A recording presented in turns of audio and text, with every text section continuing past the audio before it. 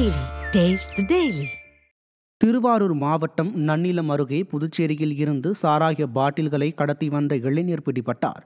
நன்னிலம் வட்டம் பேரளம் சரகத்திற்கு உட்பட்ட இஞ்சிக்குடி சோதனைச் சாவடியில் பூந்தோட்டத்தைச் சேர்ந்த விக்னேஷ் என்பவர் 100க்கும் மேற்பட்ட புதுச்சேரி மாநில சாராய பாட்டில்களை தனது இருசக்கர வாகனத்தில் கடத்தி வந்துள்ளார். அவரிடம் இருந்து சாராய பாட்டில்கள் கடத்தலுக்கு பயன்படுத்திய இருசக்கர வாகனமும் பறிமுதல் செய்யப்பட்டது. விடியா ஸ்டாலின் ஆட்சியில் காவல்துறை மீது குற்றவாளிகளுக்கு பயம் இல்லாததே இது போன்ற கடத்தலுக்கு வழிவகுக்கிறது. திருச்சி மாவட்டம் துறையூர் அருகே வீட்டில் தனியாக இருந்த மூதாட்டியிடம் மர்ம நபர் நகை பறித்த சம்பவம் அதிர்ச்சியை ஏற்படுத்தியுள்ளது.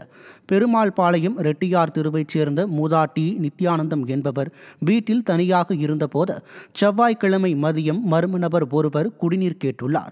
குடிநீர் எடுக்க மூதாட்டி வீட்டுக்குள் சென்றபோது பின்தொடர்ந்து சென்ற மர்ம நபர் மூதாட்டியின் முகத்தை சேலையால் மூடி கழுத்தில் இருந்த 5 சவரன் தங்கச் செயினை பறித்து கொண்டு தப்பி ஓடியுள்ளார். விடியா ஸ்டாலின் ஆட்சியில் காவல்துறை ரோந்து செல்லாமல் அலட்சியமாக இருப்பதால் பெண்கள் அனைவருமே வீட்டில் பயத்துடனே இருக்க வேண்டிய அவல நிலை ஏற்பட்டுள்ளது.